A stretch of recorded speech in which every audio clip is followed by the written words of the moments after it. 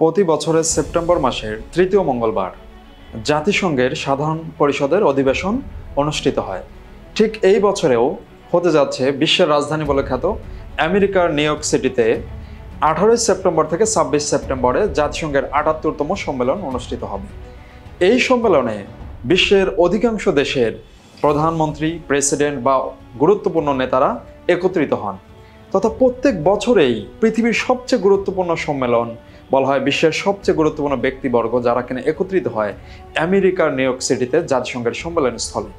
কিন্তু প্রতি বছরে যে এই যে সম্মেলন হওয়া, এত মানুষের একত্রিত হওয়া, বিশ্বের নেতৃবৃন্দর এইখানে বক্তব্য দেওয়া, এটি দিয়ে আসলে হয়টা কি, এই সম্মেলনের কাজটা কি, বা আমাদের মতো যারা তৃতীয় বিশ্বের একটি দেশ বাংলাদেশ, এই বাংলাদেশ এই সম্মেলন থেকে প্রতি বছরে কি পায়, এটি মূলত আজকে আমরা আলোচনা করতে চলেছি। দ্বিতীয় বিশ্বযুদ্ধের পরে 1945 সালের 24 অক্টোবর এই বিশ্বকে যুদ্ধমুক্ত রাখতে এবং বিশ্বকে একটি শান্তিপূর্ণ বিশ্বে পরিণত করার লক্ষ্যে জাতিসংঘ প্রতিষ্ঠিত হয়, যা কিনা বলা হয় এই পৃথিবীর সবচেয়ে বৃহত্তম প্রতিষ্ঠান এবং সবচেয়ে গুরুত্বপূর্ণ প্রতিষ্ঠানও বটে। এই প্রতিষ্ঠানে প্রতিষ্ঠাকালীন সময়ে 51টি দেশ সদস্য থাকলেও আজকে তা বিস্তৃত হয়ে 193টি দেশ এর সাধারণ পরিষদের সদস্য, এবং এর বাইরেও দুটি দেশ রয়েছে যারা কিনা অস্থায়ী পর্যবেক্ষক রাষ্ট্রের মর্যাদা পেয়েছে। একটি হলো পৃথিবীর ক্ষুদ্রতম রাষ্ট্র ভ্যাটিকান সিটি, আরেকটি হলো বহুল আলোচিত ফিলিস্তিন বা প্যালেস্টাইন লিবারেশন অর্গানাইজেশন। তো এই যে জাতিসংঘ প্রত্যেক বছর এই সম্মেলনগুলো করছে বা প্রধানমন্ত্রী, প্রেসিডেন্ট যারা একত্রিত হচ্ছে, এইখানে মোটা দাগে 4টি উদ্দেশ্য নিয়ে এই সম্মেলনগুলো হয়ে থাকে বা 4টি কাজ হয়ে থাকে।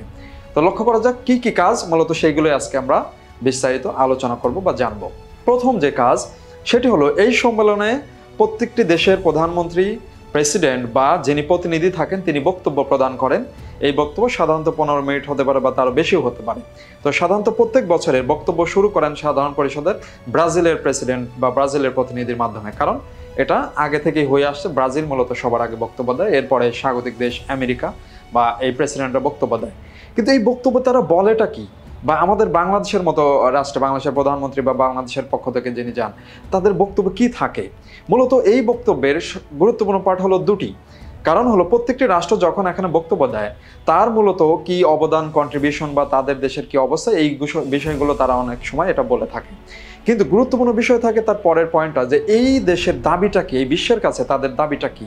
যেরকম আমরা বাংলাদেশ, আমাদের বাংলাদেশের দাবি কি এই সারা পৃথিবীর কাছ থেকে, বা বাংলাদেশের প্রধানমন্ত্রী এটি বারবারই বলে থাকে সেখানে গিয়ে, সেটা হলো আমরা এই পৃথিবীতে জলবায়ুর দিক দিয়ে অনেক বেশি ক্ষতিগ্রস্ত একটি রাষ্ট্র।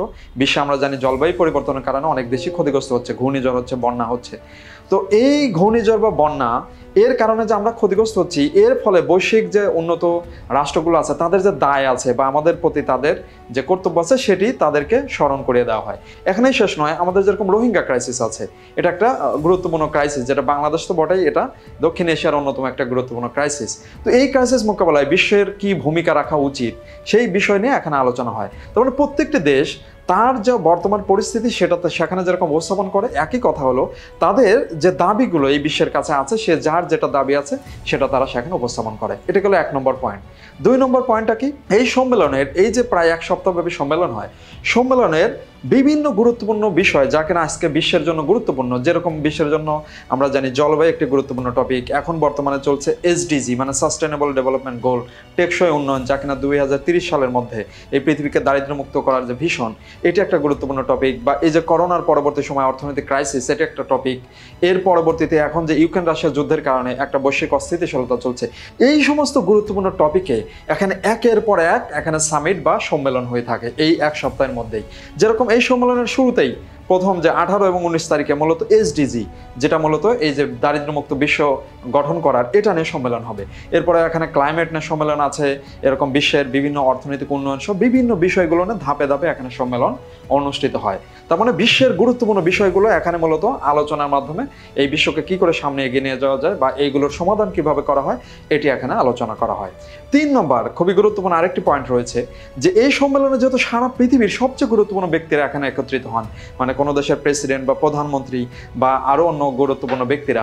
তো এই সম্মেলনের ফাঁকে যেটি হয়, যেরকম বাংলাদেশের প্রধানমন্ত্রী তিনি এই সম্মেলনের ফাঁকে শ্রীলঙ্কার প্রেসিডেন্ট, ডেনমার্কের প্রধানমন্ত্রীর সাথে সাক্ষাৎ করবেন, মানে দ্বিপক্ষীয় এখানে একটা বৈঠক হয়, যাকে বলা হয় সাইড লাইন কূটনীতি বলা হয়। তো এর মাধ্যমে কি হয়, ওই দেশগুলোর মধ্যে সম্পর্ক বা বাণিজ্য বা বিভিন্ন যে তাদের মধ্যে এটা বৃদ্ধি পায়। তো এটা বিভিন্ন রাষ্ট্র এটা করে থাকে, যারাই ওখানে সম্মেলনে যায় সাইড লাইন। কেউ হয়তো দেখা যাচ্ছে ব্রাজিলের প্রেসিডেন্ট, তিনি সম্মেলনে এসে দেখা গেল যে মালয়েশিয়া বা ইন্দোনেশিয়া বা ইউরোপের কোনো একটা প্রেসিডেন্ট বা প্রধানমন্ত্রীর সাথে তিনি তাদের দেশের স্বার্থ বা বিষয় নিয়ে দ্বিপক্ষীয় আলোচনা করেন। তার মানে বোঝা যাচ্ছে এখানে দ্বিপক্ষীয় সম্পর্ক বৃদ্ধি করার অন্যতম একটা মোক্ষম সুযোগ এই সম্মেলনগুলো। এবং 4 নম্বর, এই জাতিসংঘ প্রতিষ্ঠারই মূল লক্ষ্য ছিল যে এই সম্মেলনগুলো হওয়ার সবচেয়ে বড় কারণ হলো এটাকে বলা হয় বিশ্বের সবচেয়ে বড় প্ল্যাটফর্ম, যেখানে সারা বিশ্বের সমস্ত দেশের তাদের সুবিধা অসুবিধা সহ তাদের ভয়েস রেজ এখানে করবে, তথা বলা পৃথিবীর সবচাইতে বেশি মানে উন্মুক্ত প্ল্যাটফর্ম, যে প্ল্যাটফর্মে সমস্ত কিছু ভয়েস রেজ করার সুযোগ থাকে। এই ভয়েস রেজের মাধ্যমে কি হয়, বিশ্বের বিভিন্ন দেশের তথা এই যে যুদ্ধ বা বিগ্রহ এইগুলো কি করানো হয়, যে এগুলো মীমাংসা করার চেষ্টা করা হয়। যেরকম জাতিসংঘ প্রতিষ্ঠার লক্ষ্যই ছিল যে কোনো বিশ্বযুদ্ধ যাতে আর পৃথিবীতে না হয়, কারণ দ্বিতীয় বিশ্বযুদ্ধের পরে এই জাতিসংঘ প্রতিষ্ঠিত হয়। এই পৃথিবীতে জাতিসংঘ প্রতিষ্ঠা হওয়ার পর থেকে অসংখ্য আঞ্চলিক যুদ্ধ হয়েছে। আমরা জানি ভিয়েতনাম যুদ্ধ হয়েছে, বা আরব ইসরায়েল যুদ্ধ হয়েছে, বা এখনও সংঘাত লেগেই আছে, বা সর্বশেষ আমরা জানি এই যে এখন ইউক্রেন রাশিয়া যুদ্ধ চলছে, বা লিবিয়া, বা এখানে হলো আমরা জানি সিরিয়া বা ইয়েমেনে গৃহযুদ্ধ চলছে। কিন্তু পৃথিবীতে কোনো বিশ্বযুদ্ধ ঘটেনি। এটা জাতিসংঘের অন্যতম সফলতা বলা হয় যে কোনো বিশ্বযুদ্ধ হয়নি। তার কারণটা হলো এই যে সব দেশ এখানে এসে আলোচনার মাধ্যমে একটা মীমাংসা বা বৈশ্বিক উন্মুক্ত প্ল্যাটফর্মের মাধ্যমে তাদের দাবি দেওয়া পেশ করে থাকে, যার মাধ্যমে কিছুটা হলেও এখানে সংকট নিরসন করা সম্ভব। তথা এরই মাধ্যমে এই 4টি পয়েন্টের মাধ্যমে মূলত জাতিসংঘের এই সম্মেলনগুলো হয়ে থাকে। এখানে বাংলাদেশ সহ সারা বিশ্বের যে রাষ্ট্রগুলো তারা অংশগ্রহণ করে এবং যার যার যে প্রাপ্তি বা যার যার যে অর্জন এরই মাধ্যমে তারা বুঝে নিয়ে থাকে। এরই মাধ্যমে মূলত সারা বিশ্বকে একটি গ্লোবাল ভিলেজ মূলত রূপান্তরিত করার যে বর্তমান প্রচেষ্টা চলছে, এইভাবে বিশ্বকে সামনে এগিয়ে নিয়ে যাওয়ার চেষ্টা চলছে। তথা এটাই হলো এই জাতিসংঘ সম্মেলনের মূল অর্জন। তো ভিডিও যদি আপনাদের ভালো লেগে থাকে গ্লোবাল অ্যানালাইসিস চ্যানেলকে সাবস্ক্রাইব করবেন, ভিডিও কমেন্টস করবেন, শেয়ার করবেন এবং বিশ্ব রাজনীতির সাম্প্রতিক এবং বিভিন্ন গুরুত্বপূর্ণ বিষয় নিয়ে এই চ্যানেলে নিয়মিত আলোচনা করা হবে। আপনারা পাশে থাকবেন। আল্লাহ হাফেজ।